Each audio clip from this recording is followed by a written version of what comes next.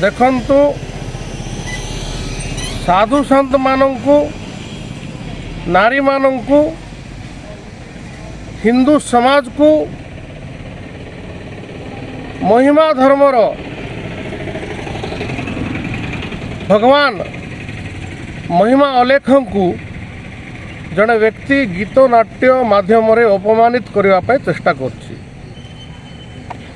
एभली जड़े धूर्त व्यक्ति को आउसी नाटक को निर्देशना देथिबा निर्देशक गुरु को आईन अनुजाई दंडित करने आज ये अभियोग आम थाना साधु समाज तरफ हिंदू महासंघ तरफ नवरंगपुरवासी तरफ दौचु। साधु समाज को नारी मानू हिंदू समाज को महिमा अलेख को अपमानित करने चेष्टा करछि। वर्तमान साधु मानकर अपमान हिंदू धर्मर अपमान महिमा संप्रदायर अपमान को आ सह्य करा जीव नहीं। जे जो भाषा बुझो तार भाषा इथर जवाब देबू।